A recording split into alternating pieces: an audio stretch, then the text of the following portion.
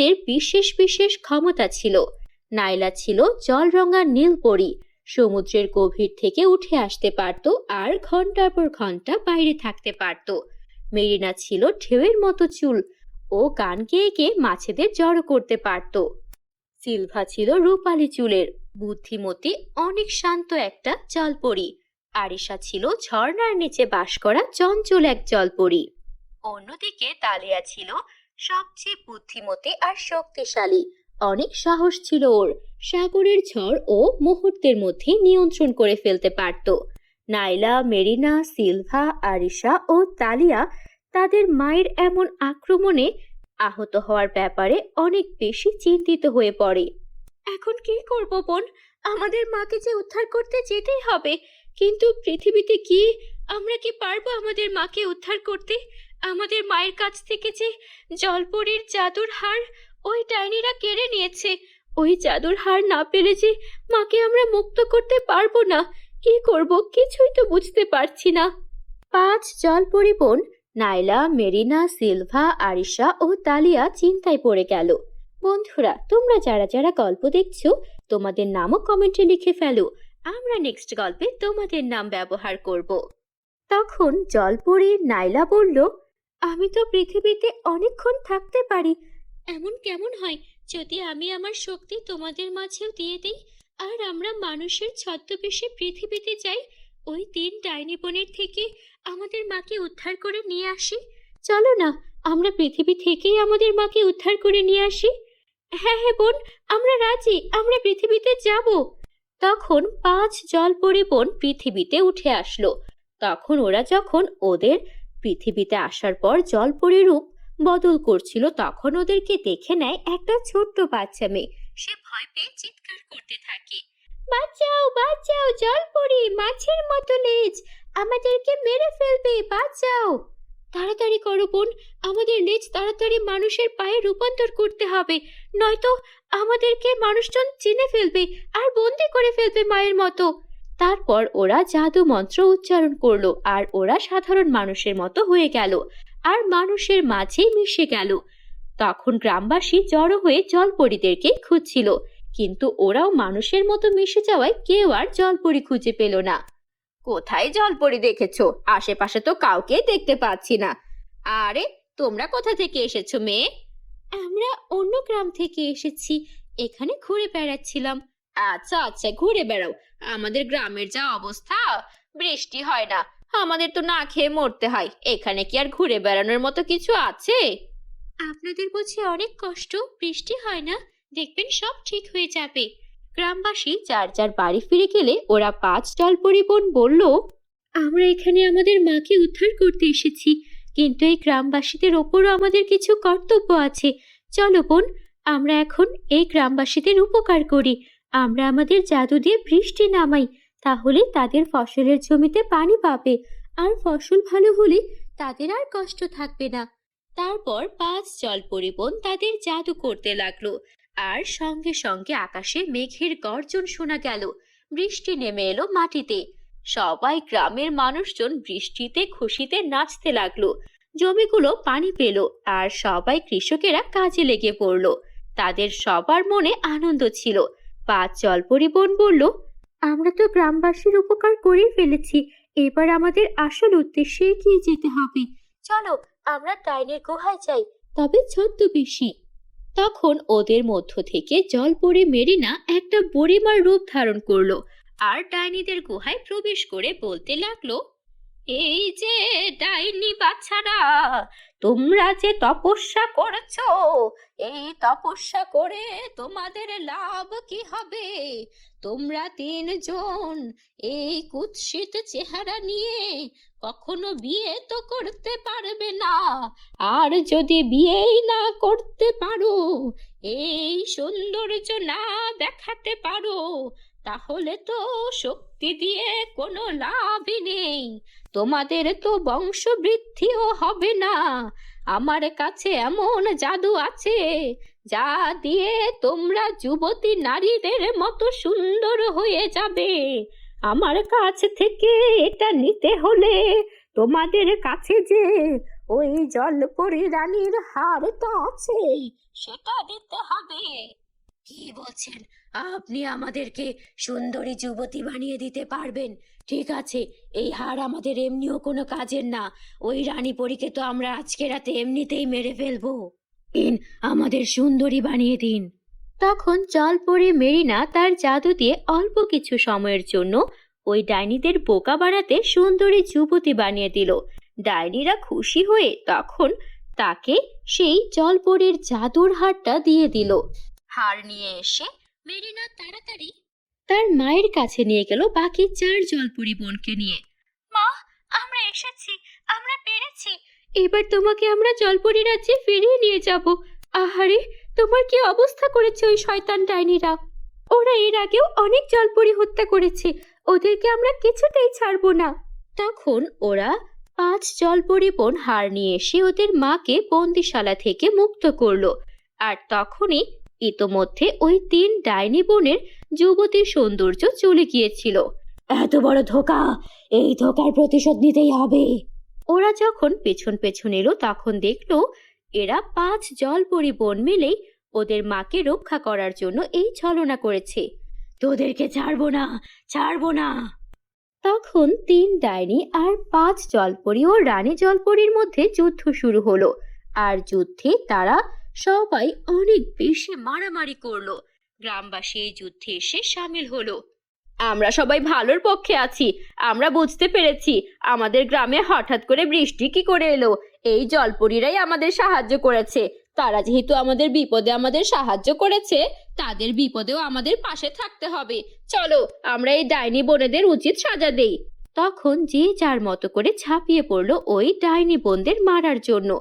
এত গ্রামবাসীর হামলায় ডাইনি বোনরা তাদের জাদু শক্তি দিয়েও আর কোনোভাবেই পেরে উঠল না। তারা মার খেতে খেতে নাস্তানাবুদ হয়ে গিয়েছিল। পালাও, পালাও, আমরা আর পারবো না। তবে জলপরীরা, আমরা আবার ফিরে আসবো। ডাইনিরা পালালো। আর তখন জলপরীরা সবাই গ্রামবাসীদের ধন্যবাদ জানালো। আর তারপর আবারও জলপরী রাজ্যে তাদের রানী জলপরী মাকে নিয়ে ফিরে গেল। আর মাঝে মধ্যেই তারা গ্রামবাসীদের যে কোনো সমস্যায় তাদের পাশে দাঁড়াতো। সুখে শান্তিতে এভাবে সবাই দিন যাপন করতে লাগলো।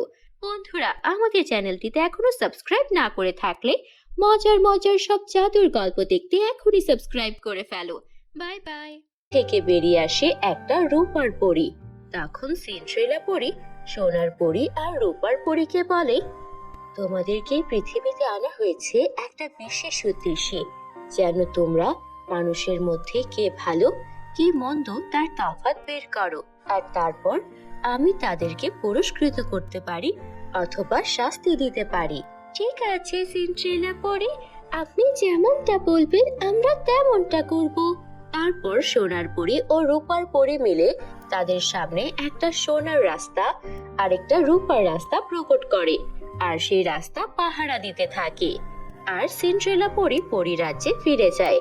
বন্ধুরা, তোমরা যারা যারা গল্পটি দেখছো তোমাদের নাম কমেন্টে লিখে জানাও। আমরা নেক্সট গল্প তোমাদের নাম দিয়ে বানাবো। তখনই সেখানে 2টা মেয়ে আসে। ওদের নাম ছিল রাবেয়া ও আয়েশা। রাবেয়া ছিল খুবই সুন্দর আর বুদ্ধিমতী মেয়ে। ওর মনে কোনো লোভ ছিল না। আয়েশা ভালো হলেও ওর মনে একটু লোভ চলে আসে মাঝে মাঝে। যখন রাবেয়া ও আয়েশা সেই পথে আসছিল ওদের তখন কিছু বিশেষ কাজের দরকার ছিল। ওরা যখন হঠাৎ করে ওদের সামনে সোনা রূপার রাস্তা দেখতে পায় তখন ওরা অবাক হয়ে দাঁড়িয়ে যায়। রাবেয়া বলে, আরে আয়েশা দেখো, এখানে সোনা রূপার 2টা রাস্তা আছে। জঙ্গলে তো এর আগে এমন কোনো রাস্তা দেখিনি। হ্যাঁ, আমিও তো দেখিনি রাবেয়া, এগুলো কোথা থেকে এলো? তখনই সেখানে সোনা রূপার পরী প্রকট হয় আর বলে, এই যে মেয়েরা, তোমরা এখানে কেন এসেছো? জঙ্গলে কি দরকারে এসেছো? রাবেয়া বলে, আমরা আমাদের বাবা মায়ের জন্য জড়িবুটি ওষুধই নিতে এসেছি। আমাদের বাবা মা অসুস্থ, তো তাই জঙ্গলের বিশেষ জড়িবুটি পাতা আমাদেরকে সংগ্রহ করে নিয়ে যেতে হবে। আচ্ছা, তাহলে তোমাদের আমরা 2টা অপশন দিচ্ছি। সোনার পরী বলল, আমার এই সোনার রাস্তা দিয়ে গেলে তোমরা জড়িবুটি তো পাবে না, কিন্তু ধন সম্পদ অনেক টাকা পয়সা যা প্রয়োজন তা পাবে। তখন রূপার পরি বলল, আমার রাস্তা দিয়ে গেলে টাকা পয়সা ধন দৌলত সোনা রূপা রত্ন কিছুই পাবে না, কিন্তু অনেক জড়িবুটি পাবে যা তোমার বাবা মায়ের চিকিৎসার জন্য ব্যবহার করতে পারবে। এবার তোমরাই ভাবো তোমরা কি নেবে।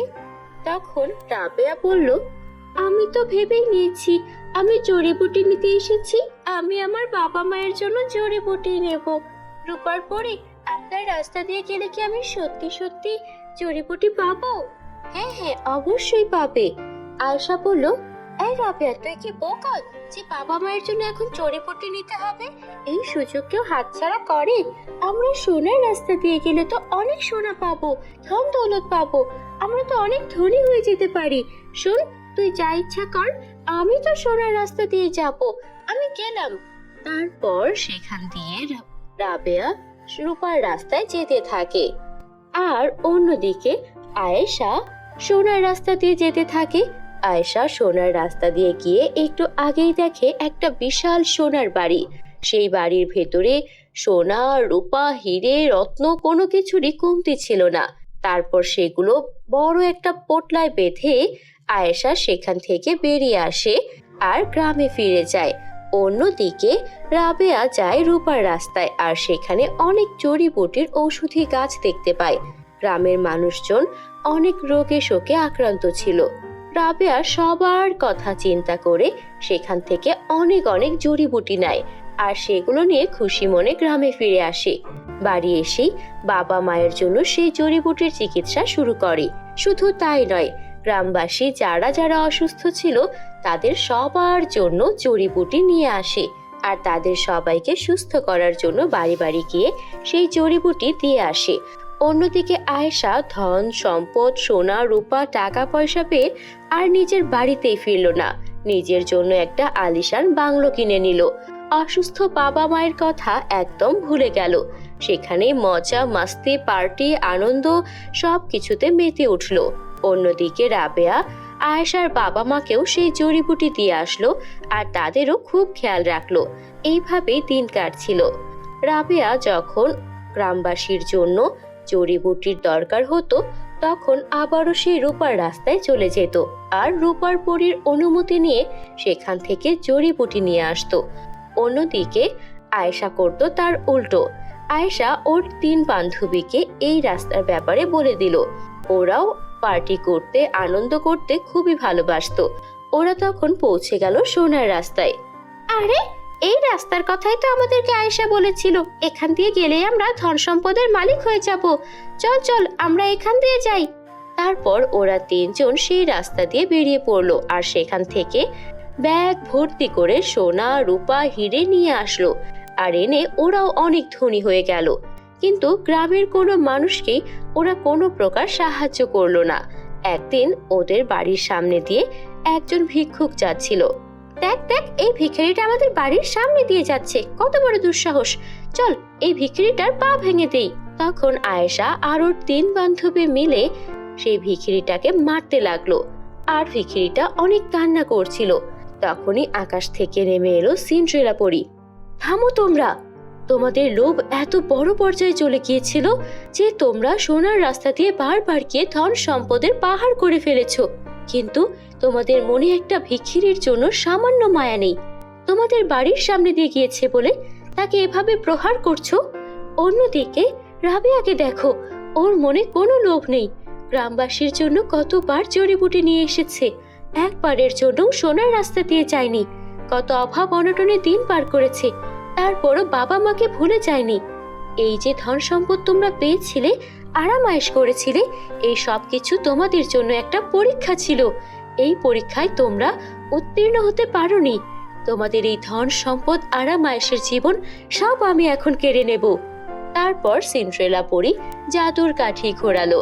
সঙ্গে সঙ্গে আয়েশা আর ওই বাকি 3 মেয়ে একদম নিঃস্ব হয়ে গেল। না রইল ওদের দালান প্রাসাদ, না রইল কোনো সম্পদ। অন্যদিকে বাবা মায়ের সঙ্গে খারাপ আচরণ করায় তারা বাবা মায়ের কাছেও ফিরে যেতে পারছিল না। তারপর সিন্ড্রেলা পরী রাবেয়াকে খুঁজে বের করলো আর বলল, রাবেয়া, তুমি অনেক ভালো মনের একটা মেয়ে। এতবার সোনার উপর রাস্তা দেখেও তুমি কখনো লোভ করনি, না গ্রামের কাউকে ওই রাস্তার ব্যাপারে বলেছ। তোমার কারণে পুরো গ্রামের মানুষজন সুস্থ হতে পেরেছে। তোমার মতো একটি নির্লোভ মেয়ে আমি খুঁজছিলাম। আমি তোমাকে তোমার সব ইচ্ছা পূরণ করে দিচ্ছি। তারপর সিন্ড্রেলা পরী রাবেয়াকে ও গ্রামবাসীকে অনেক অনেক ধন সম্পদ উপহার দিল। সোনা রূপা টাকা পয়সা কোনো কিছুর আর কমতি রইল না। ওরা বাকিটা জীবন আনন্দেই কাটাতে লাগলো। বন্ধুরা, আমাদের চ্যানেলে নতুন হয়ে থাকলে আমাদের চ্যানেলটিকে সাবস্ক্রাইব করতে ভুলো না যেন। Bye bye.